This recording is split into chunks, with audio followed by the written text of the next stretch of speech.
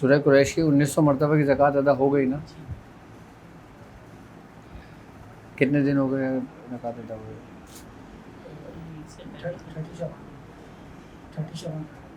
30 شعبان تک مکمل ہو گئی تھی. تو ابھی کتنا کنٹینیو رکھا ہوا ہے؟ 313 نا. ٹھیک ہے.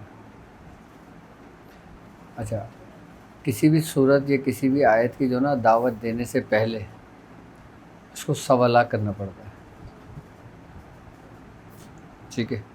اب جب ہم آگے منزل کی طرف بڑھ رہے ہیں اور جب ہم سورہ قریش کو پورا مکمل کریں گے تو اس کے لیے ہمارے سوالات ہونا ضروری ہے. آئی بس سمجھنا.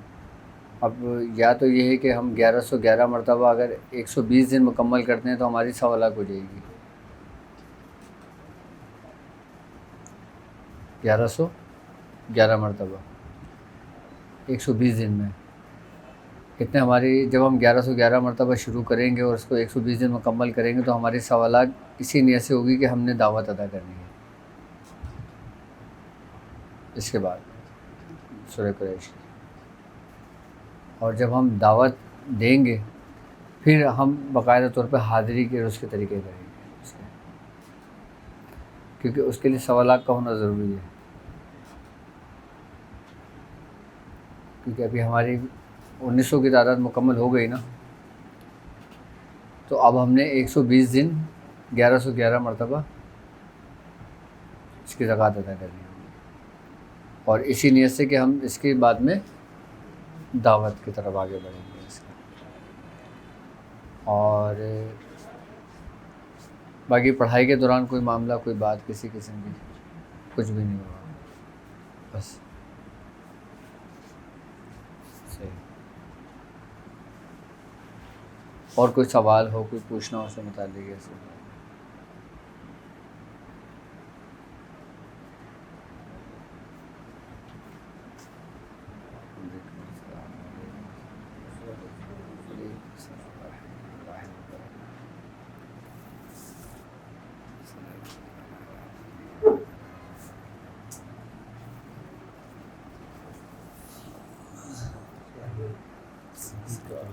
اچھا، ماشاء اللہ، اللہ پاک قبول فرمائے.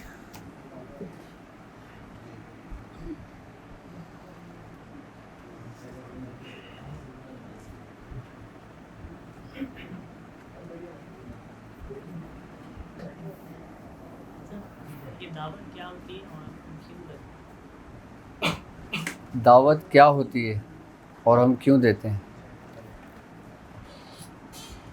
دعوت بیسیکلی یہ ہوتا ہے کہ ہم جس سے مخاطب ہیں، جس کو حاضر کرتے ہیں یا جس کو بلاتے ہیں، جس سے مدد پکارتے ہیں، ٹھیک ہے، پھر اس کی روحانیت سے ہمیں فائدہ ہوتا ہے. اچھا، دعوت بیسیکلی یہ ہوتی ہے کہ ہم نے، ہوتا تو سب کچھ اللہ ہی کے لیے ہے، اس کسی کا قرب پانے کے لیے ہوتا ہے، اسی کی رضا کے لیے ہوتا ہے، ٹھیک ہے. لیکن اب ہم جب اس کی روحانیت کو حاصل کرنے کی کوشش کرتے ہیں اس طریقے پہ جو بزرگان دین کے طریقہ کار ہوتے ہیں، تو جب ہم اس کی روحانیت کو پا لیتے ہیں، روحانیت کو حاصل کر لیتے ہیں، تو یہ دعوت کے طریقہ کار ہوتا ہے. دعوت بیسیکلی ایک خاص پڑھنے کا طریقہ کار ہوتا ہے پوری لوازمات کے ساتھ، کہ جب انسان کسی صورت کی دعوت دیتا ہے تو باقاعدہ وہ ایک جگہ پہ اپنے آپ کو مخصوص کر دیتا ہے، اپنے آپ کو باؤنڈ کر دیتا ہے. اب اس کو یہ دیکھنا پڑتا ہے کہ وہ جس صورت، جس آیت کی زکوٰۃ ادا کر رہا ہے وہ 40 دن میں پوری ہونی ہے، 120 دن میں پوری ہونی ہے، یا 60 دن میں پوری ہونی ہے. تو اس کے بعد جب وہ دعوت کرنے بیٹھتا ہے تو اس کے ساتھ پھر باقاعدہ وہ بخورات کا استعمال کرتا ہے، احرام کا استعمال کرتا ہے، ترک جلالی اور جمالی، ترک باللذات کا استعمال کرتا ہے. یعنی کہ زکوٰۃ کے دوران اگر کسی قسم کی کوئی غلطی ہو جاتی ہے تو اس میں کوئی قباحت نہیں ہوتی، لیکن دعوت کے دوران اگر قصداً کوئی غلطی ہو جائے، ارادتاً کوئی غلطی ہو جائے تو اس کی معافی نہیں ہوتی. ایک تو یہ ہوگا نا کہ انسان بھول گیا، یا کوئی اس کے اوپر بیماری کا غلبہ آ گیا، یا وہ پڑھتے ہوئے بے ہوش ہو گیا، یا کوئی ایسی بات ہو گئی اسے دوران کرتے ہوئے، تو اس میں کوئی قباحت نہیں ہے. لیکن اگر کوئی بندہ یہ نے دعوت دینا شروع کری اور 2-4 دن ہفتہ بھر گزرا، اس کا دل اکتایا، اس نے چھوڑ دیا، تو اس کو نقصان ہونے کا اندیشہ ہے، کیونکہ اس نے ارادتاً چھوڑا ہے نا. یا تو بندہ یہ شروع ہی نہ کرے، یا بھی بندہ شروع کرے تو یہ سمجھ لے کہ میری زندگی کا آخری عمل ہے یہ. اب مجھے نہیں پتا کہ اس عمل میں بچوں گا یا نہیں بچوں گا. جب بندہ ایسی نیت کر کے بیٹھے گا نا پھر وہ کامیاب ہوگا.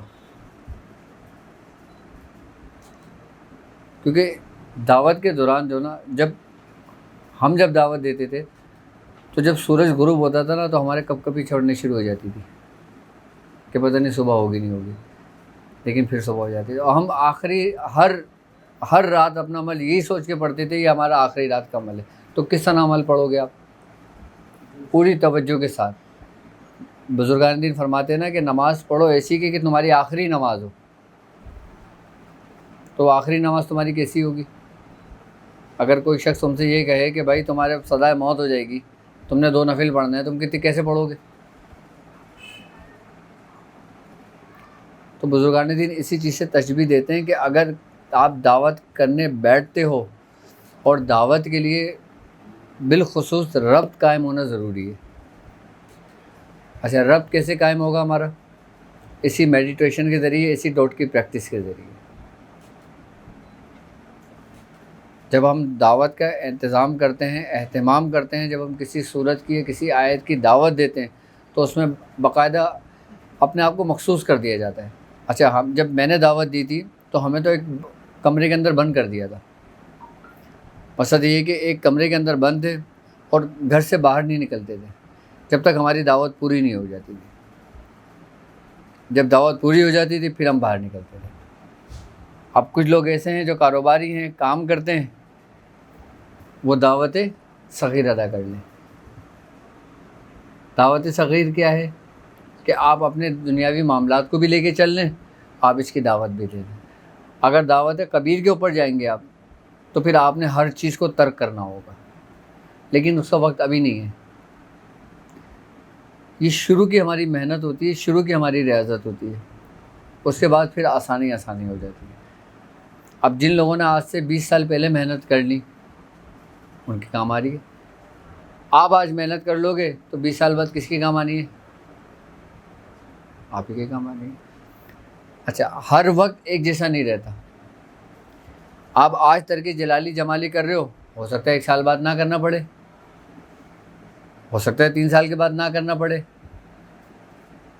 ہو سکتا ہے اس کے بعد ساری زندگی نہ کرنا پڑے، ہو سکتا ہے اس کے بعد آپ 40 دن کے لیے کوئی عمل کے لیے بیٹھو تو اس وقت کر لو، اس کے بعد کھول لو پرے. لیکن جب ہم ابتدائی دور میں اپنے آپ کو باؤنڈ کر دیں گے تو آگے ہمارے لیے آسانیاں پیدا ہوں گی نا. اب جب ہمارا ابتدائی دور تھا 7 سال تک تو ہم نے پرہیز نہیں کھولا تھا اپنا. ترک جلالی جمالی ترک باللذات سارا کمپلیٹ. اور جب پرہیز اپنی انتہا پہ پہنچا تھا تو یہاں تک کہ سالن تک چھوٹ گیا تھا، صرف کھجور پہ آ گئے تھے. لیکن وہ بھی ایک دعوت کا ایک طریقہ کار تھا. دعوت میں بیسکلی یہ ہوتا ہے کہ جو ہمارے سلسلے کے صاحب دعوت بزرگ ہوتے ہیں، آئی بس سمجھ میں، ان کے نام کا اسم اعظم تعلیم کیا جاتا ہے. آئی بس سمجھ میں، ان کے نام کا اسم اعظم تعلیم کیا جاتا ہے اور پھر ان سے استمداد لی جاتی ہے، ان سے پھر مدد لی جاتی ہے. پھر جب وہاں سے اس کی اجازت ہوتی ہے پھر دعوت کا اہتمام کر کے دعوت میں بیٹھا جاتا ہے، تاکہ اگر آپ سے کوئی لرزش ہو بھی جاتی ہے، آپ سے کوئی غلطی ہو بھی جاتی ہے تو اتنا نقصان نہیں ہوتا آپ کو. پھر اس کا ہر ایکشن کا ریئیکشن تو ہوتا ہے لیکن اس وقت اتنا نقصان نہیں پہنچتا. جو لوگ اپنی مرضی کسی کی اجازت کے بغیر کتابیں پڑھ کر، اکثر کتابوں میں لکھی ہوتی ہے کہ بھائی فلاں قسم کی دعوت دیتے ہیں، فلاں قسم کی دعوت دیتے ہیں، لوگ دے دیتے ہیں. لوگ اس میں رجت کا شکار ہو جاتے ہیں، پاگل ہو جاتے ہیں، ذہن پلٹ جاتا ہے، ان کو عجیب عجیب چیزیں دکھائی دینے لگتی ہیں. اس کی وجہ یہ ہوتی ہے کہ ان کی رہنمائی کرنے والا کوئی نہیں ہوتا. کیونکہ جب انسان دعوت میں بیٹھتا ہے نا تو سب سے پہلے اس کے اوپر سے حجابات اٹھتے ہیں، اور جب حجابات اٹھتے ہیں تو اس کے عجائبات نظر آتے ہیں. اب جب عجائبات اس کو نظر آتے ہیں تو وہ کس سے شیئر کرے گا؟ اپنے استاد سے. اب پھر استاد اس کو اس منزل سے نکالے گا. اور جس کا کوئی استاد نہیں ہے، جس نے ایسی ہی دعوت دینا شروع کر دی، پھر وہ اپنے آپ کو کل سمجھ لیتے ہیں، اور پھر وہ کل سے پھر کوئی نہ کوئی دعویٰ کر بیٹھتے ہیں، اور جب وہ دعویٰ کر بیٹھتے ہیں تو مردود ہو جاتے ہیں۔ بڑے بڑے لوگوں کے ساتھ ایسا ہوا ہے،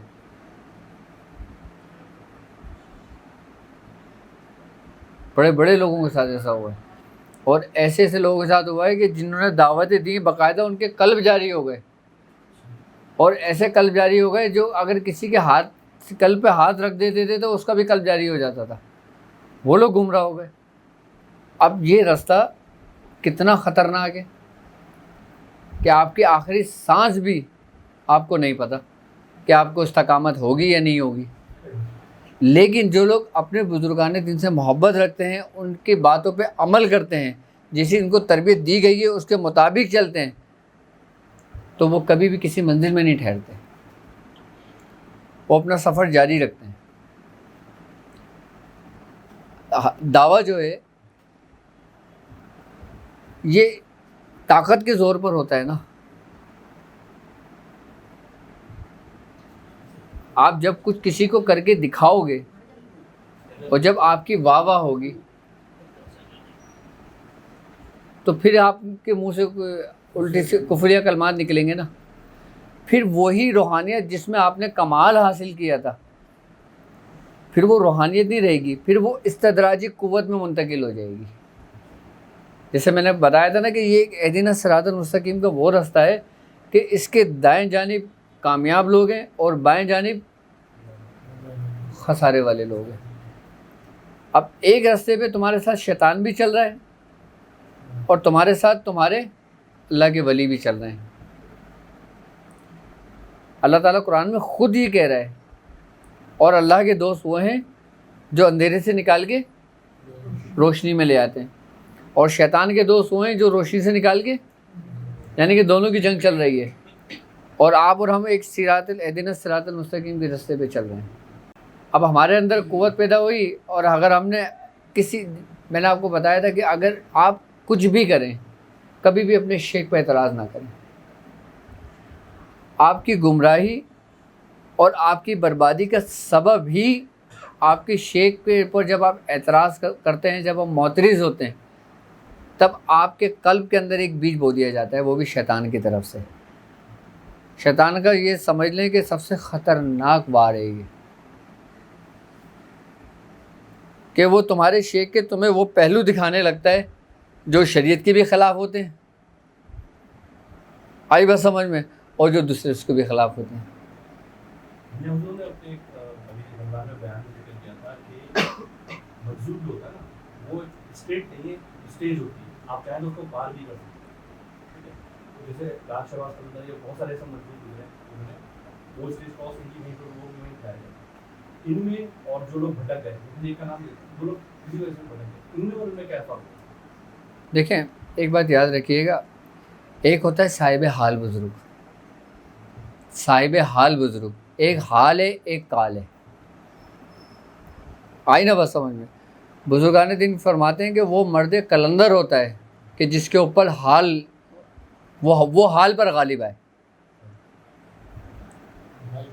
ہاں، اور جس کے اوپر حال غالب آ جاتا ہے، ایک حال پہ غالب آنا اور ایک حال کا غالب ہونا۔ انسان مغضوبیت میں اس وقت جاتا ہے کہ جب وہ اس رب کی تجلی میں گم ہو جاتا ہے۔ اب جب وہ اس کی تجلی میں گم ہوگا نا تو اس کو پاس دائیں بائیں آگے پیچھے اوپر نیچے ہر چیز سے وہ بے خبر ہو جائے گا، اس کو کچھ بھی نہیں پتہ ہوگا۔ لیکن ایک شخص اسی تجلی کو پی کر آگے کی طرف بڑھا تو کمال کس کو حاصل ہے؟ سالک کو، مجذوب کو نہیں۔ مجذوب کو کبھی بھی کمال حاصل نہیں ہوگا، بلکہ مجذوب سے تو دور رہنے کا حکم ہے۔ جی ہاں، کیا پتا وہ کب کس موڈ میں بیٹھا ہو، آپ لینے کچھ جائیں وہ دے کچھ دے آپ کو۔ میں حضور ملتان گئے حضرت شاہ رکن عالم کے روزے مبارک کو حاضری دینے کے لیے، تو ایک فقیر بیٹھا ہوا تھا آپ کی سیڑھیوں پر، تو یہ بات میاں حضور بتاتے ہیں، تقریباً 30-35 سال پرانی بات ہے. تو میاں حضور کہنے لگے ہمارا ابھی ابتدائی دور تھا، جب میں وہاں سیڑھیوں پہ چڑھ رہا تھا تو ایک فقیر بیٹھا ہوا تھا، اس کے بال بکھرے ہوئے تھے، ہاتھ میں اس کا کشکول تھا. تو وہ پاپا کو بولتا ہے کہ تو لے گا. پاپا نے اس کا حال دیکھا، پاپا نے کہا نہیں چاہیے مجھے. کہہ رہے تو لے گا. پاپا نے کہا تو اس کو اپنے پاس رکھ. کہہ رہے مجھے پتہ نہیں کیا ہوا، میرے منہ سے یہ نکلا کہ تو اس کو اپنے پاس رکھ. پاپا کہہ رہے میں اوپر چلا گیا حاضری دینے کے لیے، اور جب میں حاضری دینے گیا، حاضری دے کے جب واپس آیا، میں کیا دیکھتا ہوں، ایک پینٹ شرٹ پہنا ہوا، بوٹ شوٹ پہنا ہوا شخص، وہ اللہ اللہ کی صدائیں لگا رہا ہے، کپڑے پھاڑی ہوئی ہیں، اور وہ فقیر وہ مرا پڑا ہوا ہے.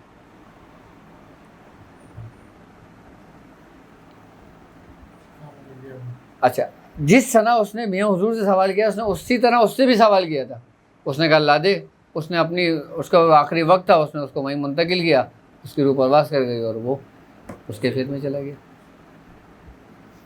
اچھا، ان کی صحبت میں بھی نہیں رہنا جانا چاہیے.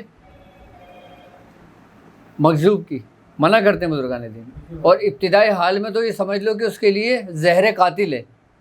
ہم ڈھونڈتے ہیں نا کہ یار کوئی اگر مجذوب مل جائے تو ہمیں بتاؤ، ہم اس کے پاس جائیں گے، دعا کرائیں گے اپنے لیے. نہیں جانا چاہیے. اگر آپ کو پتہ بھی چل جائے کوئی مجذوب ہے تو اس سے دور رہنا چاہیے.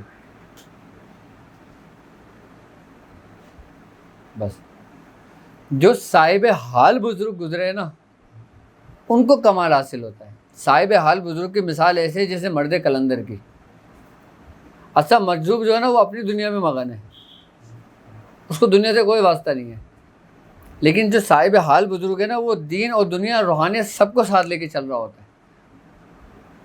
بزرگان دین فرماتے ہیں ایسے شخص کی مثال مرد کلندر جیسی ہے. اور جو مجذوب کی مثال بزرگان دین فرماتے ہیں یہ مونس کی مثال ہے. اب مونس اور مرد میں کتنا فرق ہے،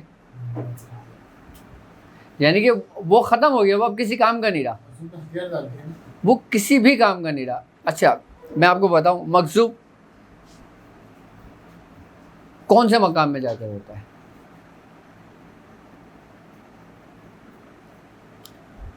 جب سالک کے اوپر فنا فی ذات کی تجلی ہوتی ہے تو وہ مجذوبیت میں چلا جاتا ہے، اور جس پہ فنا فی محمدی کی تجلی ہوتی ہے وہ پھر صاحب حال میں آ جاتا ہے. وہ پھر تو صاحب حال میں آ جاتا ہے. اچھا، فنا فی ذات پہ جو نا بہت کم بزرگوں پہ تجلی ہوتی ہے، جیسے حضرت صابر پیا پہ ہوئی تھی.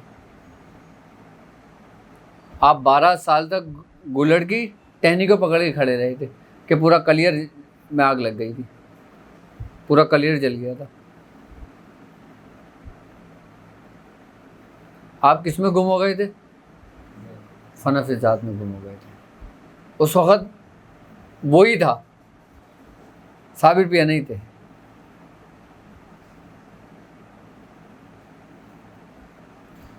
کیونکہ وہ کہتا ہے نا کہ میں تیری آنکھ بن جاتا ہوں، میں تیری زبان بن جاتا ہوں، میں تیرے ہاتھ بن جاتا ہوں.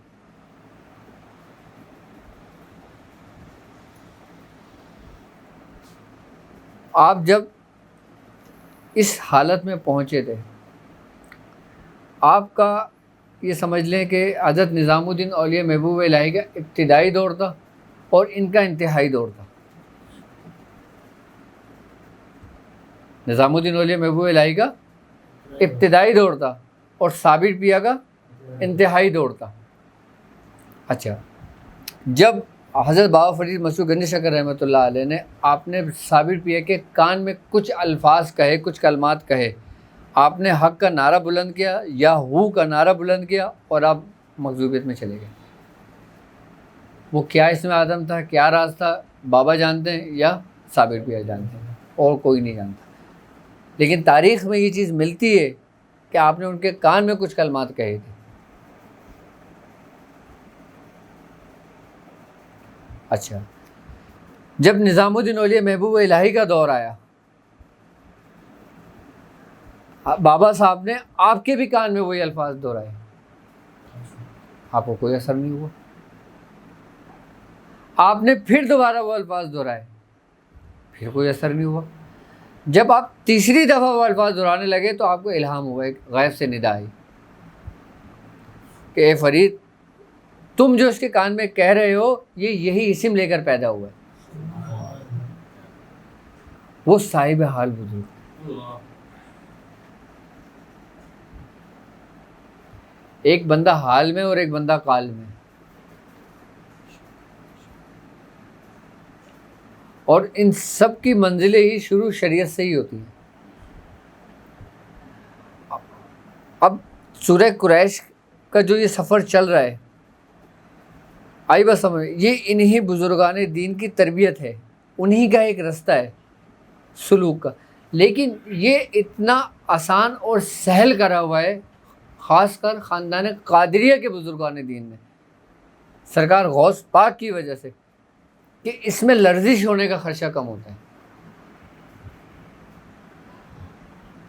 خاندان قادریہ کو اگر آپ دیکھیں اور آپ خاندان قادریہ کے بزرگان دین کی ہسٹری کو اٹھا کے پڑھیں، اور جو لوگ کسی اور رستے سے گمراہ ہوئے، جن لوگوں نے مختلف دعوے کیے، جو اس رستے سے ہٹ گئے، وہ خاندان قادریہ کے بزرگوں میں سے نہیں ہوں گے، وہ مختلف سلاسل کے بزرگوں میں سے ہوں گے،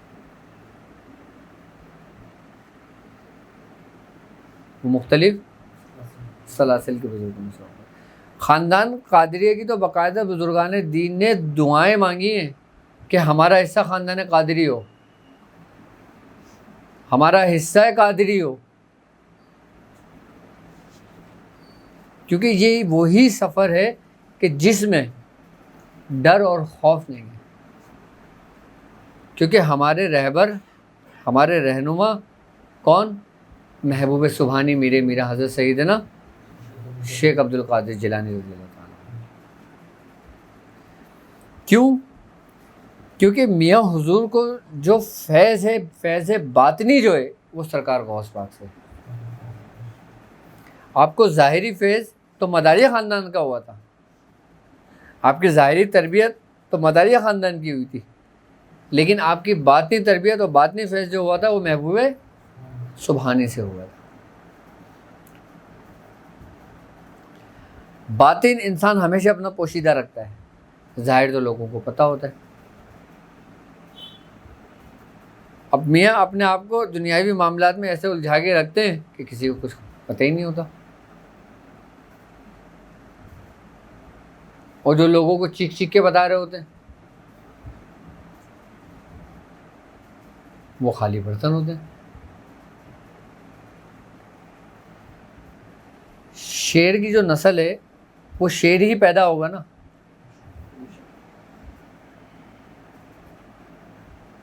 تو خاندان قادریہ کی یہ مثال ہے،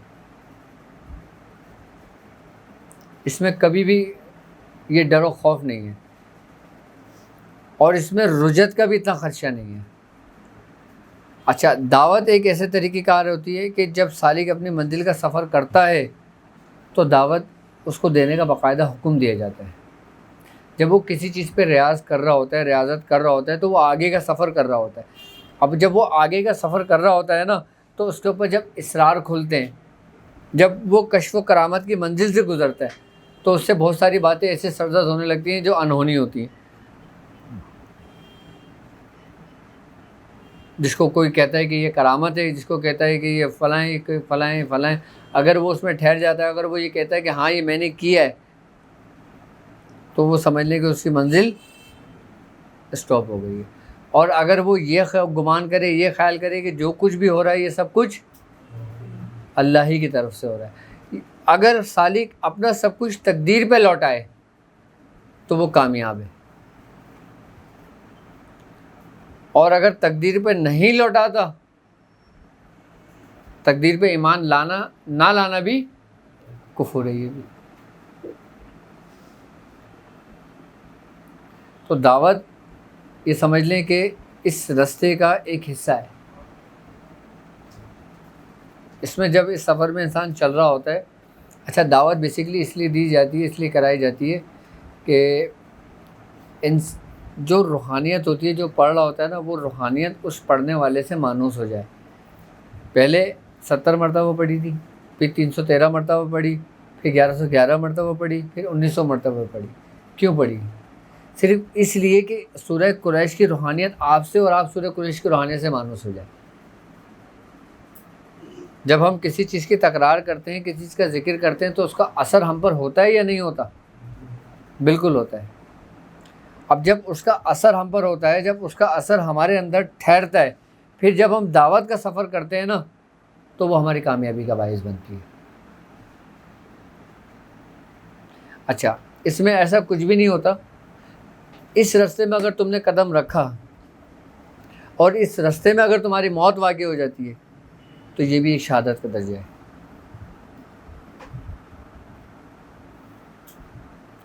اچھا، جب ہم دعوت کے لیے بیٹھتے ہیں نا، تو ہم پر وہ دروازہ کھلتا ہے جو دروازہ عام لوگوں کے لیے بند ہوتا ہے. کون سا دروازہ؟ طلسمات کا دروازہ، عجائبات کا دروازہ، یعنی کہ ان مافوق الفطرت کا دروازہ جو ہماری نظروں سے اوجھل ہے. اور جو چیز ہماری نظروں سے اوجھل ہے، جب اس کا دروازہ آپ کے اوپر سے ہٹایا جاتا ہے، کھولا جاتا ہے آپ کے لیے، تو پھر آپ کی کیفیت کیا ہوگی؟ آپ اپنے آپ کو عام لوگوں میں شمار کرو گے؟ ہمارے اندر ایک عجیب سی کیفیت آ جائے گی، ایک عجیب سی فیلنگس آ جائے گی، ایک عجیب سا ایک تکبر پیدا ہو جائے گا، ایک عجیب سا غرور پیدا ہو جائے گا. اگر ہم نے اس کو جھڑک دیا اور ہم نے آگے کا سفر کیا، تو ہم بہت آگے تک جاتے ہیں. یہ وہ واحد دروازہ ہے کہ جب سالک پر کھلتا ہے نا، اس میں 70% سالکین جو ہوتے ہیں نا، وہ ٹھہر جاتے ہیں. کتنے پرسنٹ؟ 70% ٹھہر جاتے ہیں سالک اس میں. آپ چاہے کتنے ہی کامل کیوں نہ ہو، آپ چاہے کتنے ہی کامل کیوں نہ ہو، آپ ٹھہر جاتے ہو. جس کو ہم کہتے ہیں کہ اس کے اوپر حالت قبض طاری ہو گئی ہے. اب حالت قبض جب سالک پہ طاری ہوتی ہے، تو حالت قبض ٹوٹنے میں کسی کو 5 سال لگ جاتے ہیں، کسی کو 10 سال لگ جاتے ہیں، کسی کے 20 سال لگ جاتے ہیں، اور کسی کی نزع کی حالت میں ٹوٹتی ہے، اور کسی کی ٹوٹتی نہیں، وہ ایسے ہی چلے جاتا ہے.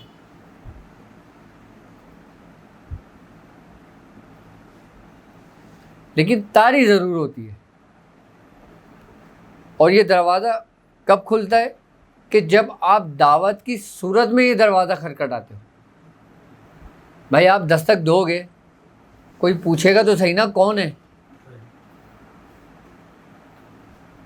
آپ اپنا تعارف ہی کراؤ گے نا. اس کے بعد جب آپ ٹھہر گئے وہیں پر، یا آپ وہاں سے نہیں ٹھہرے، وہاں سے آپ آگے کا سفر نکل گئے، تو پھر آپ آگے کی منزلیں چلتی ہیں.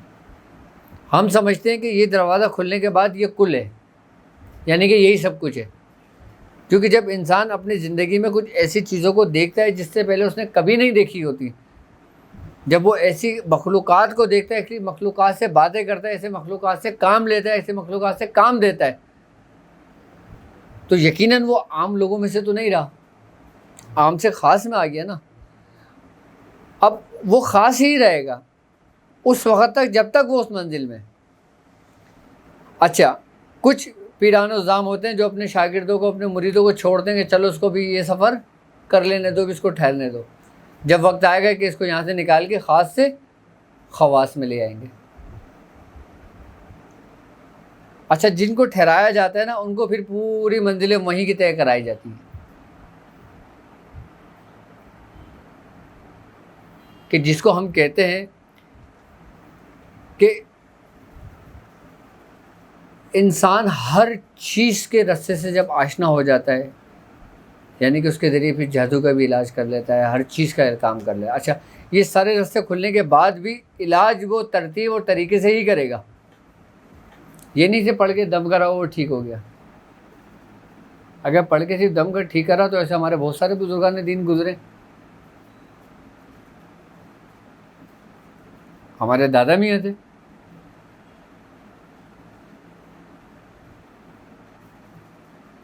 آپ اگر دعا کے لیے ہاتھ اٹھا دیتے تو آپ کی دعا قبول نہیں ہوتی کیا؟ تو پھر آپ کیوں بھیجتے تھے میاں حضور کے پاس کہ جاؤ اس کا اتارا کرو؟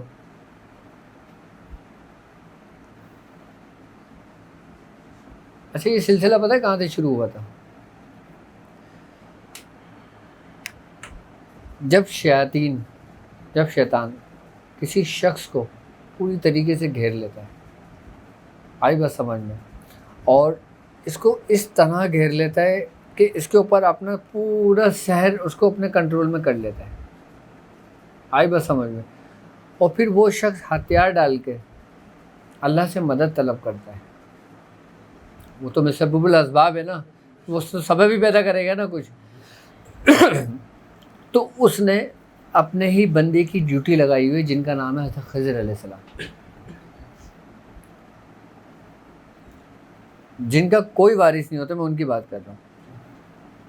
پھر حضرت خضر علیہ السلام جو ہوتے ہیں نا، پھر وہ اللہ کے انہی دوستوں کو چنتے ہیں کہ جو اس کی رستے پہ سفر کر رہے ہوتے ہیں. اب ایک رستے کے اندر 1,00,000 بندہ سفر کر رہا ہے، اب 1,00,000 میں سے چنا کسی کو بھی جائے گا. اس کو انہوں نے چن لیا کسی بھی روپ میں آ کر، اور اس کو بتایا کہ بھائی یہ اسم ہے، یا آپ نے اس ترتیب و اس طریقے سے اتنا پڑھنا ہے. اس نے پڑھنا شروع کرا، اس کو فائدہ ہوا، اس سے اس کی زکوٰۃ ادا ہو گئی. پھر اس کے رستے ایسے بنے کہ وہ شخص جس کے اندر دعوت دی، جس نے اس عمل کو کیا، آئی بس سمجھ، اب وہ قدرت کے قانون سے اس شخص تک پہنچے گا. ہر چیز کا ایک طریقہ کار ہے نا، ہر چیز اپنے ایک زاویے کلیے سے چل رہی ہے. اللہ تعالیٰ نے جس کے ذمہ جو کام دیا ہے نا، وہ کام چل رہا ہے. کہ جیسے حضرت موسیٰ علیہ السلام کے پیٹ میں درد ہوا، اللہ تعالیٰ نے کہا جاؤ جالینوس کے پاس جاؤ. وہ جالینوس کے پاس گئے، جالینوس کو کہا کہ میرے پیٹ میں درد ہے، جالینوس کا 100 کھا لو، وہ ٹھیک ہو گیا. حضرت موسیٰ علیہ السلام جلال میں آ گئے، آپ نے کہا باری تعالیٰ تو مجھے نہیں بتا سکتا تھا. تو اللہ تعالیٰ نے کہا ہم نے جس کے ذمہ جو کام رکھا ہے اس نے ہی وہ کام کرنا ہے. ہر چیز کا ایک طریقہ کار ہے. اب جب وہ اس کو وہ قدرت کے قانون سے جب وہ اس بندے کے پاس پہنچے گا، اس کا سحر ٹوٹے گا. کس کا؟ جو شیطان کا سحر تھا اس شخص کے اوپر. پھر وہ اسی ترتیب جو کچھ اس نے دعوت دی، جو کچھ اس نے پڑھا، جو کچھ اس نے کیا، پھر وہ اسی ترتیب اور اسی فعل کے ساتھ اس کا علاج کرے گا. جب وہ اس کا علاج کرے گا وہ مکمل ٹھیک ہو جائے گا. اچھا، اصل پاور کس کے پاس ہے؟ کہ جس نے علاج کیا. سمجھنا میری بات اس حصے کو، اس کلیے کو سمجھ لو گے سب کچھ سمجھنا آسان ہو جائے گا آپ کو. آئی بات سمجھ میں؟ اب اس نے اس کا علاج کیا، وہ صحت یاب ہو گیا. اب اس نے کہا بھائی مجھے بھی کچھ پڑھنے کو بتا دو. اس شخص نے وہی اسم اس کو پڑھنے کے لیے بتا دیا. اب اس شخص نے پڑھنا شروع کر دیا، اس شخص نے پڑھنا شروع کر دیا. اب اس کے بعد کوئی مریض آیا، اس نے دم کر دیا، اس کو شفا ہو گئی. اس نے کہا حضور مجھے کچھ پڑھنے والا ہے، اس نے وہی اسم اس کو تعلیم کر دیا. اب صاحب دعوت کون ہے؟ پہلا شخص صاحب دعوت تھا. اس کے بعد سارے بندے صرف زکوٰۃ ادا کر رہے ہیں. پاور کس کی چل رہی ہے؟ جو صاحب دعوت ہے. آئی بات سمجھ میں؟ کہتے ہیں کہ ہر صدی میں ایک مجدد پیدا ہوتا ہے جو صاحب دعوت ہوتا ہے. کیوں؟ ہم لوگوں کے پاس جو کچھ بھی پہنچا وہ سمجھ لو کہ ہمارے بزرگوں کے بنائے ہوئے حلوے ہیں، یہ انہی کی محنت ہے.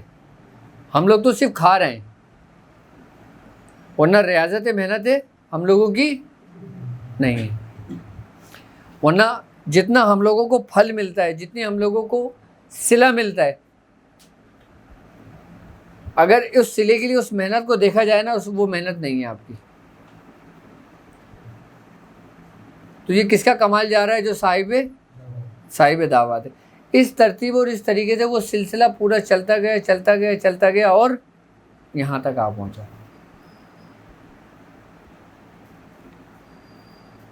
اب آپ سے لے کے پھر سرکار غوث پاک گزرے، پھر سرکار غوث پاک کے بعد پھر شیخ ہیں،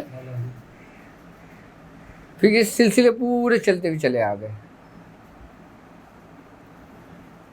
مولائے کائنات سے تو سلسلہ چلا ہے نا، یہ ابتدا تو وہیں سے ہوئی ہے، اسی گھرانے سے ہوئی ہے سارا. تو دعوت کے طریقہ کار بھی بزرگان دین کے اپنے سینوں کے راز ہوتے ہیں. یہ اب 1,000 بندہ دعوت دیتا ہے، اب تم کیا سمجھتے ہو کہ 1000 بندہ کامیاب ہو جاتے ہیں؟ لیکن فائدہ سب کو ہوتا ہے، صلہ سب کو ملتا ہے، ہر شخص کو اس کے ظرف کے حساب سے، اس کی عقل کے حساب سے، اس کی نیت کے حساب سے، اس کی ریاضت کے حساب سے، اس کی محنت کے حساب سے۔ اب یہ پابندی کے ساتھ محنت کر رہے ہیں، آئی بس ہمیں جب 12 بجتے ہیں اپنا سب کچھ کام چھوڑ کے یہ 12 بجے پڑھنے بیٹھ جاتے ہیں، آئی بس سمجھ میں، یہ کمرے سے باہر ہی نہیں نکل رہے، یہ مستقل اسی میں پڑھ رہے ہیں۔ اب یہ کبھی 11 بجے بیٹھ جاتے ہیں، کبھی 9 بجے بیٹھ جاتے ہیں، کبھی 12 بجے بیٹھ جاتے ہیں، تو ان تینوں کی ریاضتوں میں فرق ہوا۔ اب ان تینوں ریاضتوں کے اندر بات آ جاتی ہے آپ کی نیتوں کی، آپ کے اعمال کی، آپ کے فعل کی۔ اب جب تک آپ شریعت کی رسی کو نہیں تھامو گے، جب تک آپ اپنے آپ کو گناہوں سے، برائیوں سے، وباؤں سے محفوظ نہیں رکھو گے، آپ اس میں کامیاب بھی نہیں ہو سکتے۔ تو سب سے پہلا کریڈٹ کیا ہوا، سب سے پہلا کام کیا ہوا کہ ہم نے اپنے اندر سے خیالات فاسدہ کو ختم کرنا ہے۔ یعنی کہ ہمارے اندر کی جو برائیاں ہیں، بری عادتیں ہیں نا، ہم نے سب سے پہلے اس کو اتار کے ایک کونے پہ رکھ دینا ہے۔ کھانا اسی برتن میں ڈالا جاتا ہے جو برتن صاف ہوتا ہے۔ اب آپ دیکھ لیں کہ کون کون لوگ اس دعوت کے قابل ہے۔ جو قابل ہے وہ دعوت دے لے، جو نہیں ہے وہ پہلے اپنے برتن صاف کر لے، اور جو نہیں ہے وہ دعوت دینے کے لیے بیٹھ جاتا ہے تو اس کو نقصان نہیں ہوگا، اس کو نقصان نہیں ہوگا۔ اس کو ہو سکتا ہے 1 مہینہ لگ جائے، ہو سکتا ہے 2 مہینے لگ جائے، ہو سکتا ہے 1 سال لگ جائے، ہو سکتا ہے 3 سال لگ جائے، کیونکہ برتن جب تک صاف نہیں ہوگا کھانا نہیں ڈالا جائے گا۔ لیکن ایک بندہ اس نے ساری برائیوں کو اپنے اندر سے نکال دیا، اپنے تمام برے خصائل جو اس کے اندر موجود ہیں اس نے اس کو ختم کر دیا، اور پھر اس نے شروع کرا۔ ہم لوگوں کی ایک سب سے بڑی غلطی کیا ہوتی ہے کہ ہم نوافل کے چکر میں فرائض کو چھوڑ دیتے ہیں۔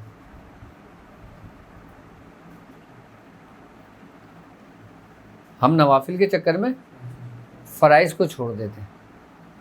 ہم یہ سمجھتے ہیں کہ ہم جو وظیفہ کر رہے ہیں، ہم جو عمل کر رہے ہیں، یہ ہمارے لیے کافی ہے۔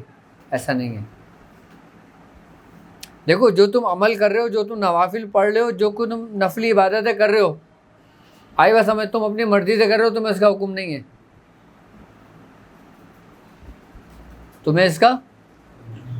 تمہیں حکم کس چیز کا ہے؟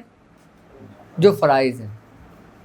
اور جو لوگ فرائض کا اہتمام کرنے کے بعد نوافل میں جاگتے ہیں، اگر کوئی بندہ 40 دن میں کامیاب ہونے والا ہوتا ہے تو وہ 20 دن میں کامیاب ہو جاتا ہے۔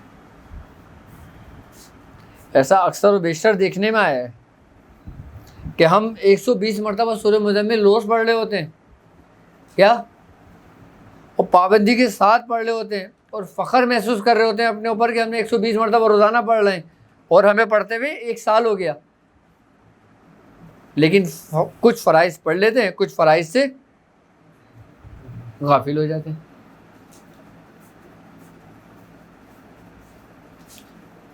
ایسا اکثر و بیشتر ہوتا ہے۔ ہماری نظر میں جس چیز کی اہمیت ہوتی ہے نا، ہم اس کو ترک نہیں کرتے۔ ابھی آپ کی نظروں میں نماز کی اہمیت نہیں ہے آپ کو، اس لیے آپ کبھی پڑھ لیتے ہو اور کبھی چھوٹ جاتی ہے۔ جس دن آپ کو نماز کی اہمیت پتہ چل گئی، اس دن آپ کچھ نہیں کرو گے، صرف 5 وقت کی نماز پڑھو گے۔ اگر خالی نماز ہی کی اہمیت آپ کو پتہ لگ جائے نا، تو یہ آپ کو پورا سلوک طے کرا دیتی ہے، اور یہ ایسا سلوک طے کراتی ہے کہ یہ مومن کو معراج کرا دیتی ہے۔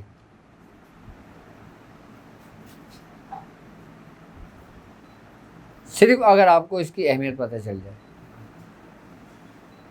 جس طرح ہم نوافل کا اہتمام کرتے ہیں، جس طرح ہم سورہ قریش پابندی کے ساتھ پڑھتے ہیں، جس طرح رات آتی ہے ہمارے فوراً آ جاتا ہے کہ بھائی ہم نے اپنی زکوٰۃ ادا کرنی ہے، ہم سارے کام چھوڑ کے اپنے کام میں آ کے بیٹھ جاتے ہیں، اور دن بھر ہم غافل رہتے ہیں۔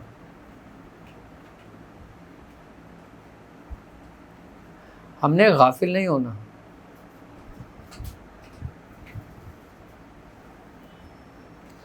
میں بارہا یہ بات کہتا ہوں کہ گناہ کرنا گناہ نہیں ہے۔ کیا؟ گناہ کرنا گناہ نہیں ہے، کیونکہ انسان ہے، خطا کار ہے، خطا تو ہوتی ہے، انسان سے ہی ہوتی ہے، لیکن گناہ پہ ڈٹے رہنا گناہ ہے۔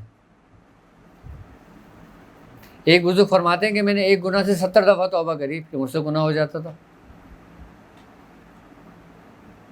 لیکن میں فوراً رجوع کر لیا کرتا تھا۔ پھر میں نے محبوب سبحانی کے وسیلے سے دعا کی، پھر مجھے جا کے استقامت ملا، پھر مجھ سے وہ 70 سال میں وہ گناہ سرزد نہیں ہوا۔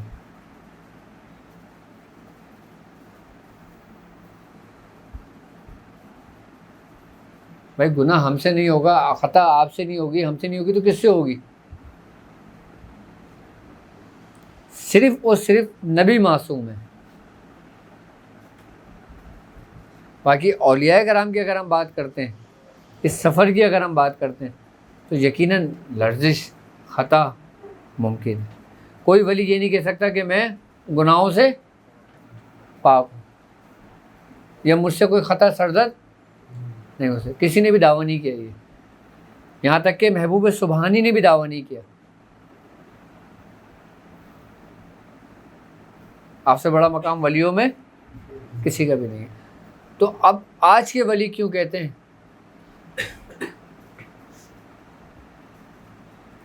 کیا کہ ساڑی ہر ویلی اور تسی پنج ویلی، کہ تمہاری عبادت 5 ٹائم کی اور ہماری عبادت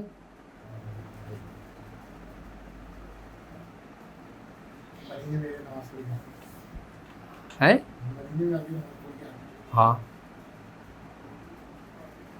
اور جو پڑھ کر آئے گا وہ تو سوال ہی نہیں پیدا ہوتا، وہ آپ پہ ظاہر کر دے، وہ تو اپنے سائے کو بھی نہیں پتا ہوتا،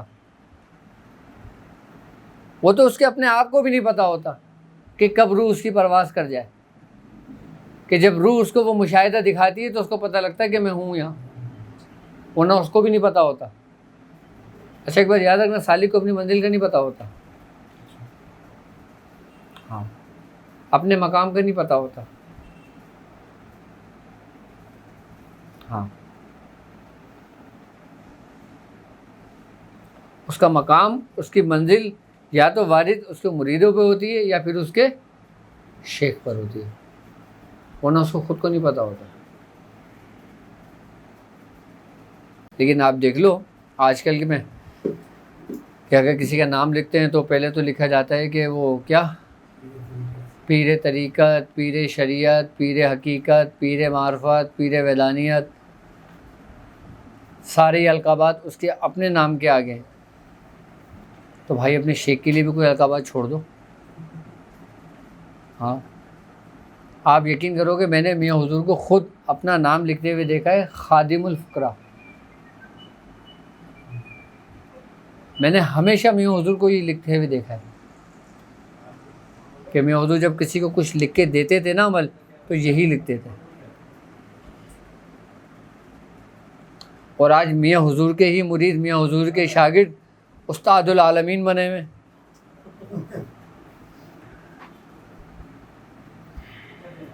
ہاں، کہ جہاں پہ القابات بھی آ کے ختم ہو جائیں، کوئی ایسی منزل نہ ہو جو اس نے طے نہ کری ہو۔ اور میاں حضور خود اپنے نام کے آگے کیا لکھ رہے ہیں؟ خادم الفقراء۔ میاں حضور کی جتنی بھی بیاضیں میرے پاس موجود ہیں نا، میاں حضور کا یہی نام لکھا ہوا ہے میرے پاس ان کی ہر بیاض میں، یا خاک پائے اولیاء لکھا ہوگا۔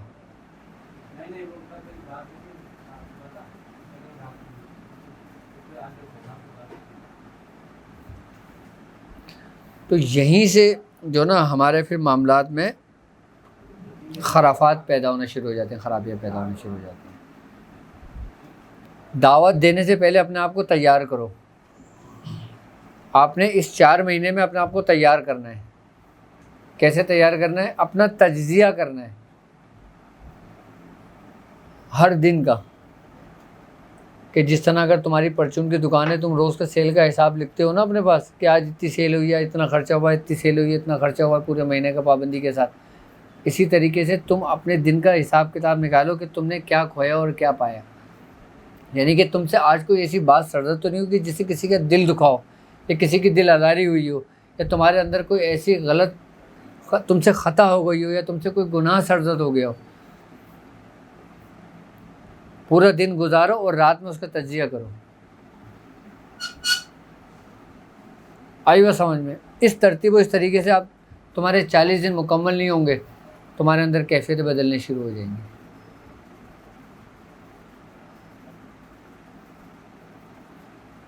دعوت کے لیے پہلے 4 مہینے میں اپنے آپ کو تیار کر لو۔ اچھا، جو کچھ تم رات میں پڑھتے ہو نا، اس کو دن میں بھی اہتمام کرو۔ دن میں اس ترتیب اس طریقے سے نہیں، لیکن اس کے ورد میں رہو، اس کے خیال میں رہو۔ جس طرح ہم نماز پڑھتے ہیں اور ہمیں خیالات بہت زیادہ آتے ہیں، ہم کیا کرتے ہیں کہ ہم جب پڑھتے ہیں کہ الحمدللہ رب العالمین، تو ہماری توجہ الحمدللہ رب العالمین پہ ہوتی ہے۔ پھر جب ہم الرحمن الرحیم کہتے ہیں، ہماری توجہ اسی ترتیب اس طریقے سے جب دن میں آپ کوئی بھی کام کر رہے ہو، آپ اپنا کام کرتے ہو، لیکن آپ اپنے عمل سے غافل نہ ہو، اپنے پڑھائی سے غافل نہ ہو۔ جب آپ اس طرح کرنا شروع کر دو گے نا، آپ سوچنا شروع کرو گے، وہی باتیں سامنے آپ کے سرزد ہونی شروع ہو جائیں گی۔ جب ہمارا ابتدائی دور تھا نا، جب ہم نے جب یہ پریکٹس کری تھی، اپنے آپ کو تیار کرا تھا نا، ہم پتہ کیا کرتے، ہم جب تصور کرتے تھے کہ 1 سال پہلے کس بندے سے ہم ملے تھے، ہم اس کا تصور کرتے تھے وہ بندہ آئے، کیا وہ بندہ 1 دن کے بعد وہ بندہ آیا بہت تھا ملنے کے لیے۔ اچھا، کبھی کبھی جو ایسا خیال گزرتا، یار کافی ٹائم ہو گیا وہ بندہ نہیں آ رہا، 1-2 دن گزرے، 3 دن گزرے، وہ بندہ آ گیا۔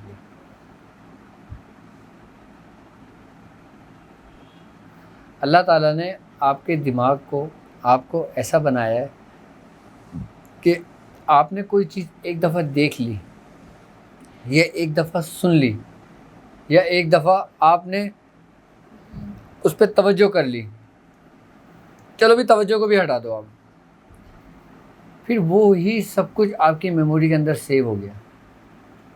اچھا، آپ نے جس کی سنی اور جس نے آپ کی سنی، ان دونوں کے کنیکشن میچ ہو کے ایک چپ کے اندر محفوظ ہو گیا۔ 20 سال کے بعد بھی آپ وہ چپ کھول کے پیغام دے سکتے ہو اس شخص کو۔ یہاں تک کہ ہے کہ اگر وہ شخص مر جائے، اس کا انتقال ہو جائے، آئی بات سمجھ میں، تو آپ کا اس سے رابطہ ہو جاتا ہے اسی ریس کے ذریعے۔ کیسے؟ نہیں، روح کے ذریعے۔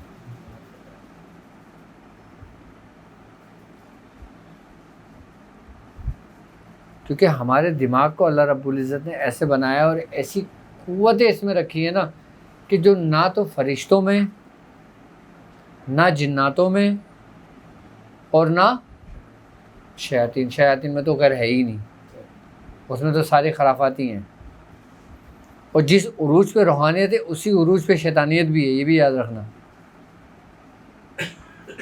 ہاں، کیونکہ تمہارا دشمن وہ ہے کہ جو اس رستے سے گزرا ہے، ناپ کے گزرا ہے، اور وہ تمہاری ایک ایک منزل سے واقف ہے، ایک ایک رستے سے واقف ہے۔ اس کو انرجائز کرنے کا طریقہ تھوڑا ڈیٹیل سے بتائیے گا۔ کس؟ ایسا لا آف اٹریکشن میں پڑھائی جاتی ہے، جو آپ چاہتے ہیں وہ ایسا किया जाता है, पैगाम जो देते हैं ना, करते हैं और ये होता है, इस सेट तक होता है, रैंडमली होता है, बिकॉज हम इसको एनर्जाइज नहीं कर सकते। आपने बताया कि आप मुसलसल उसी यूनिट को जारी रखोगे, आप एनर्जी बढ़ती जाएगी और वो चीज़ आपके साथ होना शुरू हो जाएगी। देखो जब हम किसी चीज़ पे रियाजत, जब मेहनत कर रहे होते हैं ना, तो वो एनर्जी हमारे अंदर पैदा हो रही होती है। अच्छा, हम मोटर, आप पानी की अगर चलाते हो, अगर आप 2 घंटे चलाते हो तो आपका टैंक भर जाता है। आई बात समझ में? यानी कि जब मोटर चल रही है तो आपके पानी चढ़ रहा है। इसी तरीके से जब आप कोई चीज़ की प्रैक्टिस कर रहे होते हो ना, तो वो रेस, वो एनर्जी, वो हरारत पैदा हो रही होती है। अच्छा, ये हमारे अंदर हरारत किस सूरत में पैदा होती है? जब हम किसी पे कॉन्सनट्रेट करते हैं ना, तवज्जो करते हैं, तो हमारे अंदर एक हिद्दत, एक हरारत पैदा होती है। और यही हिद्दत, जो हरारत होती है ना, ये एक रेस की सूरत अख्तियार करती है। और यही रेस जो होती है ना, ये उम्मुल दिमाग को जगाती है।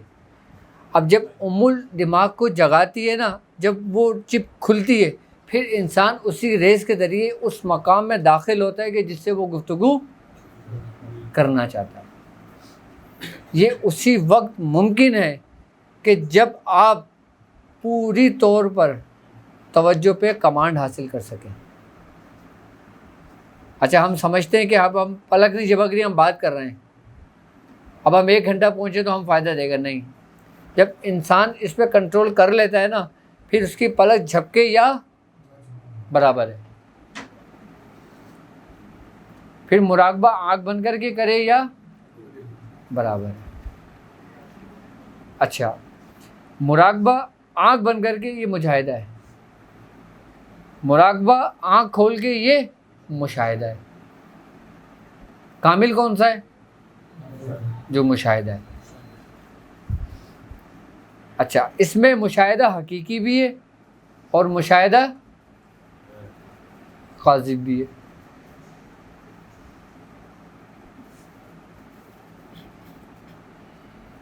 अब हमें कैसे पता चलेगा कि हमने हक़ का मुशाहिदा किया है या हमने फिर ख़तराती शैतानी का मुशाहिदा किया है? फिर वो हमारे अपने अमाल होंगे, हमारी अपनी नीयत होगी, और फिर हमारा अपना सफ़र होगा। जो शख्स जैसा सफ़र करेगा उसको वैसा ही सब कुछ दिया जाएगा। अब हम ये कहते हैं कि यार अब हम इस सफ़र में चल तो रहे हैं, तकदीर में नहीं लिखा था क्या? अब हम क्या करते हैं? सिर्फ सब्र करते हैं, इंतज़ार करके बैठ जाते हैं, जी हमारी तकदीर में नहीं है। जबकि ऐसा नहीं है। इंतज़ार करने वालों को इतना ही मिलता है जितना कोशिश करने वालों से बच जाता है। और फिर हम इसको किसको थोप देते हैं? अपनी किस्मत को। अल्लाह ने दी।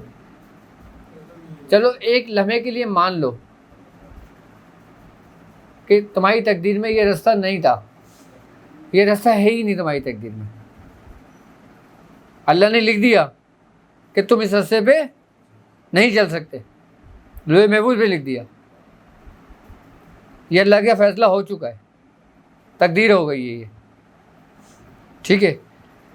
अब हम आ जाते हैं उसके महबूब के ऊपर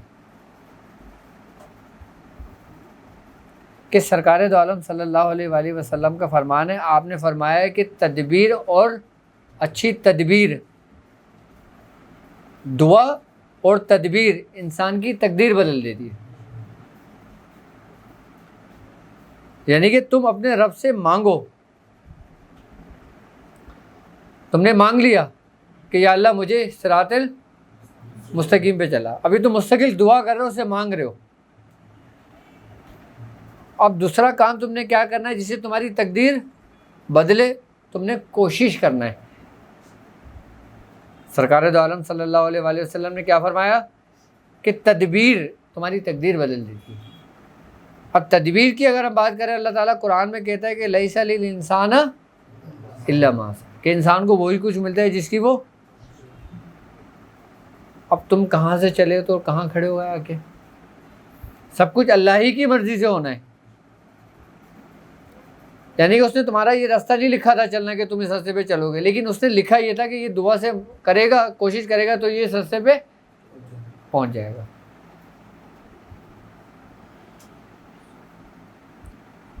اپنے رستے کا انتخاب کر لے گا. کوشش ہی ہے نا. ابتدائی دور میں آپ بھی کوشش کر رہے ہو, یہ بھی کوشش کر رہے ہیں, یہ بھی کوشش کر رہے ہیں, سب کوشش کر رہے ہیں, اور پھر سب دعا بھی کر رہے ہیں.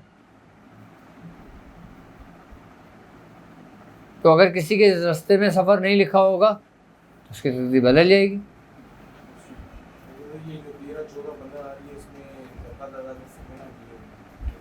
ہاں بالکل کر سکتے ہیں, بالکل کر سکتے ہیں. اچھا 13, 14 اور 15, ٹھیک ہے, ان تاریخوں کی کیا اہمیت ہے؟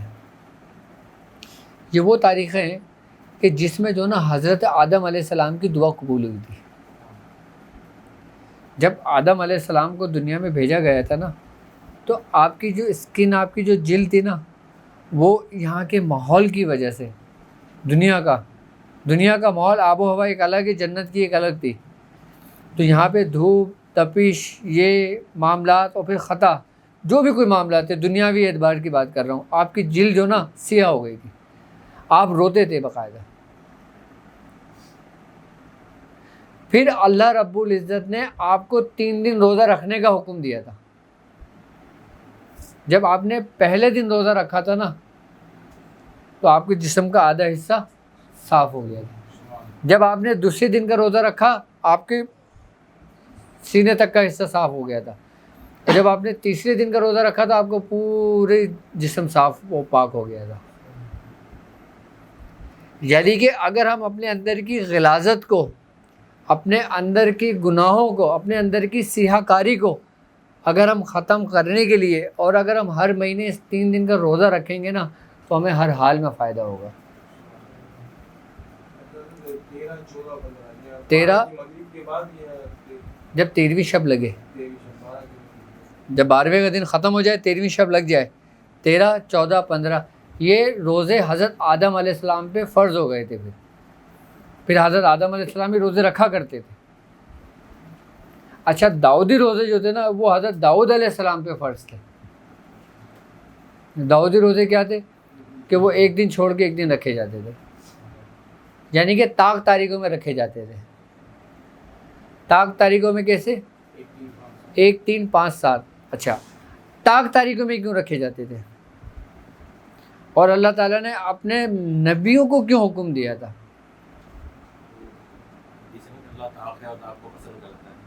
اللہ تعالیٰ کو طاق کو پسند کرتا ہے. یعنی کہ اگر ہم اس میں دیکھیں کہ اس کائنات میں جو کچھ بھی قوت ہے وہ طاق اور جفت ہے. طاق اور جفت ہے. پوری کائنات, پورا علوم, پوری روحانیت, پوری فورس, پوری قوت, پوری طاقت انہی دو کے مابین گھومتی ہے.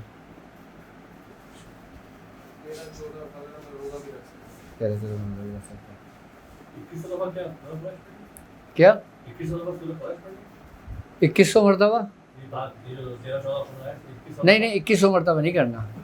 آپ کا جو عمل جیسے چل رہا ہے نا, وہ ویسے کرتے رہیں. آپ نے 13, 14, 15 کو نا روزہ رکھنے کے اپنا معمول بنا لیں. اس سے فائدہ پتہ ہے آپ کو کیا ہوگا؟ اس سے فائدہ یہ ہوگا کہ دعوت میں آپ کے لیے آسانی ہو جائے گی. اور جو لوگ 13, 14, 15 کا روزہ رکھتے ہیں نا, پھر وہ قدرت کے قانون سے, پھر وہ گناہوں سے بھی دور ہونے لگتے ہیں. یہ کلیہ ہے کہ جو آپ روشنی کی طرف بڑھتے چلے جاؤ گے, اندھیرا کم ہوتا چلا جائے گا. اچھا اندھیرا ہمارے اپنے اندر ہے, ہمیں اپنے اندر کے اندھیرے کو ختم کرنا ہے. وہ ہم کیسے ختم کریں گے؟ ذکر سے. اور ذکر کے لیے فکر ضروری ہے. ہم نے اپنی ابتدا کہاں سے کی؟ فکر سے. فکر کے بعد ہم ذکر میں آئے. ہم ذکر سے فکر میں نہیں گئے, ہم فکر سے ذکر میں آئے, اور پھر ذکر سے فکر میں ہوں گے. یعنی کہ ہماری ابتدا بھی فکر اور ہماری انتہا بھی فکر. رمضان میں آپ نے کہا کہ 13, 14, 15 میں جو زکوٰۃ ادا کر سکتے ہو, ہاں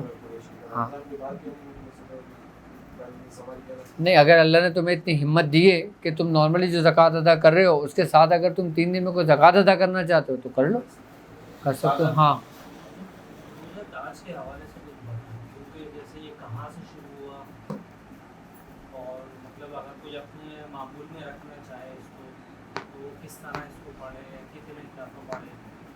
درود تاج کے بارے میں نا، ٹھیک ہے میں بتاتا ہوں.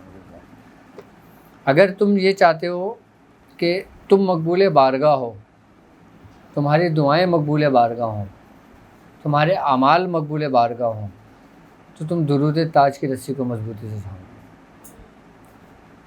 کم و بیش کچھ نہیں تو 1 مرتبہ تو لازمی پڑھا کرو درود تاج. جو شخص دعا مانگنے سے پہلے درود تاج پڑھتا ہے اس کی دعا رد نہیں ہوتی، اس کی دعا وہ قبول ہوتی ہے. یہ درود تاج کی برکت ہے. سمجھ میں آ گئی دعوت کی؟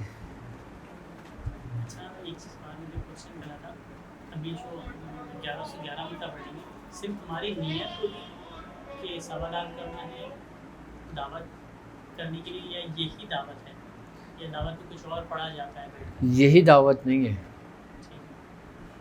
یہ دعوت میں داخل ہونے کے لیے ہے.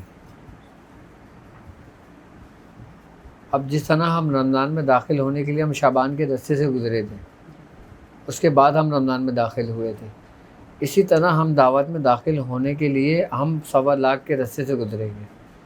جب سورہ قریش ہماری 1.25 لاکھ اس 4 مہینے میں ہو جائے گی، مکمل ہو جائے گی، اس کے بعد جب ہمارا اگلا قدم ہوگا تو وہ دعوت کی جانب ہوگا. اچھا آئی بات سمجھ میں؟ اچھا دعوت میں مختلف عظمیت بھی ہوتی ہیں، آئی بات سمجھ میں، اور اس میں بزرگان دین کے اسم بھی ہوتے ہیں، آئی بات سمجھ میں، اور اس میں باموکل بھی ہوتی ہے، اور اس میں تمام برج کے حساب سے بھی ہوتی ہے، ستاروں کے حساب سے بھی ہوتی ہے. دعوت کے اندر ہر چیز کی ایک خاص خیال رکھا جاتا ہے، خاص ترتیب کے ساتھ.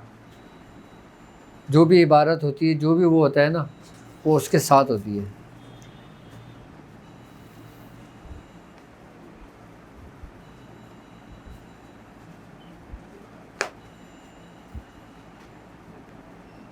تو اس کے بعد پھر ہم وہ کرتے ہیں، دعوت کے اس میں جاتے ہیں. ابھی ہم نے دعوت تک پہنچنا ہے جب تک ہماری 1.25 لاکھ سورہ قریش ہو جاتی ہے. جب یہ ہو جائے گی اس کے بعد ہم دعوت میں داخل ہوں گے. اچھا دعوت صغیر اور دعوت کبیر ہوتی ہے. اچھا اب دعوت میں کچھ لوگ دعوت قبرستان میں دیتے ہیں، کچھ لوگ صاحب مزار کے پاس بیٹھ کر دیتے ہیں، کچھ لوگ دعوت کے لیے اپنے آپ کو پہاڑوں میں لے جاتے ہیں، کچھ لوگ دعوت کے لیے اپنے آپ کو جہاں برف ہوتی ہے وہاں لے جاتے ہیں، کچھ لوگ مختلف جنگلوں کا رخ کر لیتے ہیں. سمندر میں بھی دعوت دی جاتی ہے. سمندر میں اتنے پانی میں کھڑے کر دیا جاتے ہیں ناف تک پانی ہو.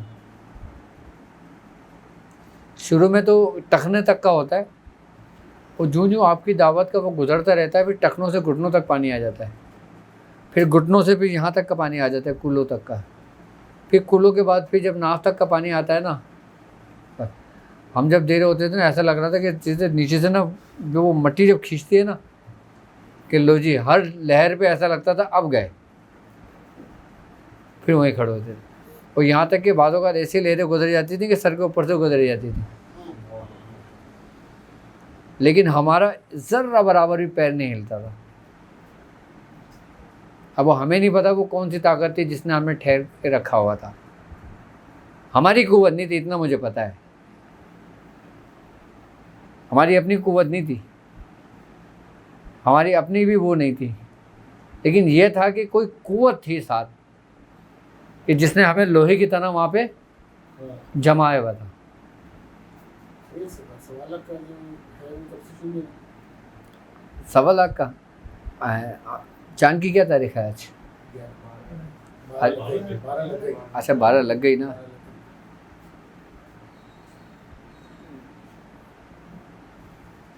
اور وہ چاند گرہن کب ہے؟ 26 تاریخ. 26 تاریخ کو کون سی تاریخ ہے چاند کی؟ 14 یا 15 ہے نا. हाँ तो चांद 26 तारीख से शुरू कर दें, मगरिब के बाद से शुरू कर दें। दिन में चांद ग्रहण हो जाएगा, 1 बजे शुरू हो रहा है ना, कितने बजे? 2 बजे से लेकर शाम को 6 बजे। हाँ ठीक है, तो जब ये वक्त गुजर जाए इसमें तुम हुब का अमल कर लो अपना, और हुब का अमल में परहेज़ अगर कर लोगे तो अच्छा है, नहीं तो फिर कोई मसला नहीं है। 1-2 दिन पहले शुरू करो। परहेज़ तो अब शुरू करना, परहेज़ तो अब कर लो ना, ताकि ये प्लीज़ बेसिकली या करीम की ज़कात कितनी अदा करनी होगी, या करीम की ज़कात अदा करनी कितनी रोज़ाना? सिर्फ या करीम हो ये पढ़ा जाता है 1.25 करोड़ 1.25 करोड़ जी टोटल। 40 दिन।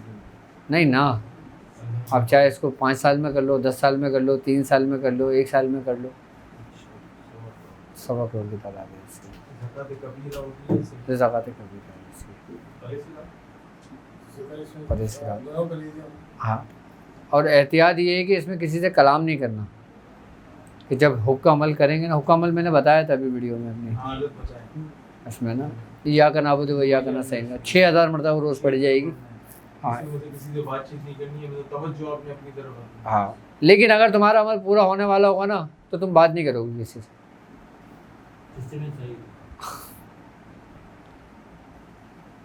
क्या? तुम्हारा अमल अगर पूरा होने वाला होगा ना तो तुम किसी से बात नहीं करोगे, बस। ये उरूज जब हो, जब इसमें शुरू करें या 2 बजे शुरू कर दें? मतलब 2 बजे चांद ग्रहण ज़ोहर की नमाज़ पढ़ के शुरू कर दो, बस। ज़ोहर की जमात पूरी हो, सुन्नतें पढ़ो और शुरू कर दो उसको। उरूज जैसे बता दें कि कौन 4 ये या का नाबुद व या का नस्तईन 6000 मरतबा चांद गिरन में पढ़ना है। तो ये इसके ज़रिए फिर मैं हुब के तरीक़ेकार समझाऊंगा कि हम हुब का काम कैसे कर सकते हैं, हुब के अमाल के लिए हैं। एक ही जगह बैठ के, एक ही निश्चित में करके, कमरे में नहीं, इसको करना है खुले आसमान के नीचे, छत पे करना है, और बग़ैर टोपी के, बग़ैर ताज के, बग़ैर उसके। अच्छा, जो लेडीज़ हैं अब वो अपने घर की छत पे कर लें। अच्छा, जो लेडीज़ ना, उनके घर में छत नहीं है और वो बाहर भी नहीं जा सकती करने के लिए, तो फिर वो अपने कमरे में कर सकती हैं। मस्जिद में भी कर सकते हैं। मस्जिद में सहन में बैठ के कर लें। लेकिन बेहतर तरीक़ेकार अमाल का देखो ये होता है कि जहाँ पे तुम्हें ज़्यादा से ज़्यादा सुकून मैसर हो, खामोशी मैसर हो। सिम की कोई कैद नहीं है, सिम की कोई कैद नहीं है, तो ज़रूरत नहीं है सारी की। अब अगर दूर शरीफ पढ़ लें। लेकिन मैं फिर ये कह रहा हूँ कि इस 4 महीने में अपने आप को तैयार कर लें। इस 4 महीने में अगर 100 लोग भी तैयार हो गए ना तो मेरे लिए काफ़ी है, बस।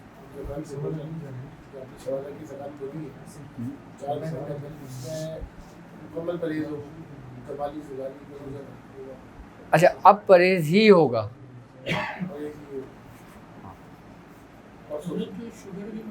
26 तारीख से है,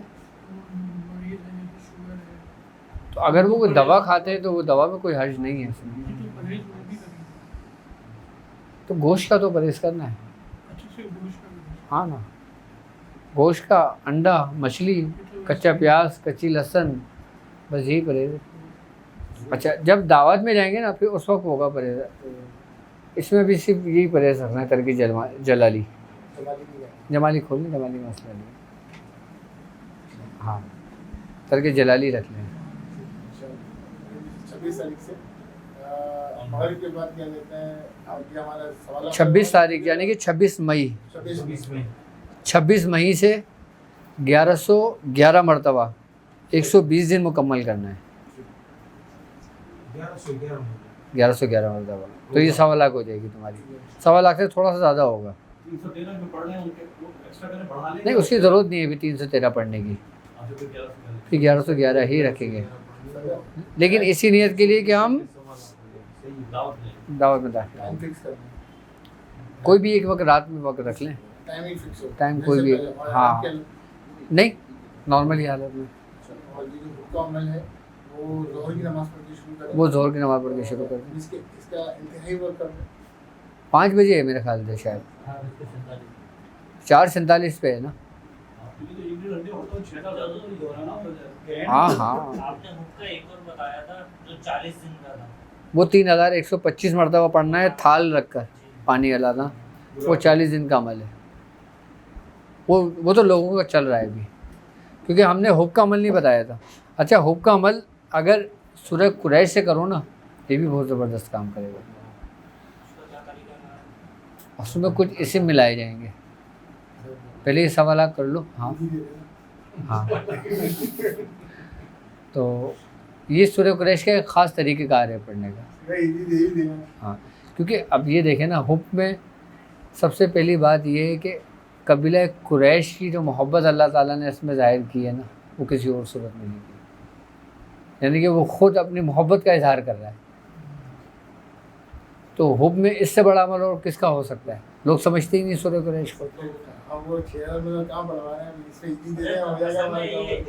آئی نا بات سمجھ میں. اب سورہ قریش کو لوگ سمجھے ہی نہیں ہیں. یہ اگر حب کے لیے کرو نا تو یہ آخر عمل ہے حب کا, اس کے بعد کوئی عمل نہیں ہے حب کے لیے.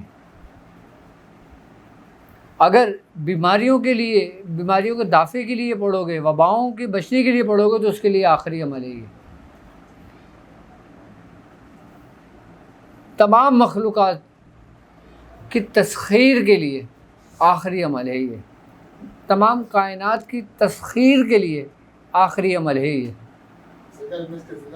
سورہ قریش. اس میں سب الگ طریقے ہیں پڑھنے کے, ہر چیز کے طریقہ کار ہے نا الگ.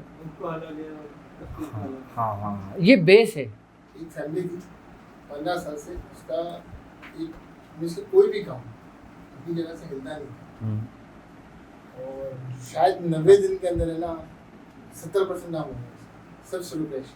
ہاں ہاں اور کچھ نہیں پڑھا, صرف سورہ قریش. میں نے بولا پاگلوں کی طرح پڑھو, دیوانوں کی طرح پڑھو. یہ 90 دن تو بہت ہیں. آپ یقین کرو گے 9 دن میں بھی کام ہو جاتا ہے. 9 دن بھی بہت ہیں. میں سمجھتا ہوں 9 گھنٹے میں کام ہو جاتا ہے. اگر تم سورہ قریش کی دعوت دے لو گے تو 9 گھنٹے بھی بہت ہیں. 9 منٹ میں کام ہو جاتا ہے. سورہ قریش کو لوگ حقیقتاً نہیں سمجھیں. اگر سورہ قریش کی اگر بات کی جائے نا, تو سورہ قریش کے اندر, اس کی روحانیت کے اندر تمام کائنات کی روحانیت محفوظ اور پوشیدہ ہے. اس میں حصار بھی پورے عروج پر ہے اپنا, کہ ہم نے انہیں گرمی اور سردی سے محفوظ کر دیا, اور ہم نے محبت ڈال دی. اور جس کو اللہ رب العزت محبت کا ذکر کر رہا ہے اہل قریش سے, حب کے عمل کے لیے بھی آخری عمل ہے, حصار کے عمل کے لیے بھی آخری عمل ہے, آئی بس, اور حاضری کے عمل کے لیے بھی آخری عمل ہے. حاضری کے اندر جو ڈر و خوف ہوتا ہے نا, اس کے لیے بالکل آخری عمل. اور جب آپ حاضری کرتے ہو, سب سے پہلا آپ کو کیا ہوتا ہے؟ ڈر ہوتا ہے, خوف ہوتا ہے. ٹھیک ہے, ہم جب دعوت دے ہوتے ہیں, ابھی تمہیں کتنا خوف ہوا تھا کہ تمہارے چہرے کے تاثرات بدل گئے جب میں نے کہا کہ انسان مر بھی سکتا ہے فوراً. ایک ڈر ہوا نا, ایک خوف ہوا نا. سورہ قریش پڑھنے والا اس سے بھی محفوظ ہو جاتا ہے.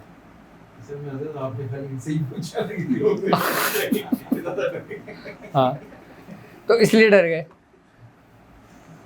کہتے ہیں سورہ قریش پڑھنے والے کو, اور اگر جو صاحب دعوت سورہ قریش ہو, اس کو موت نہیں آتی.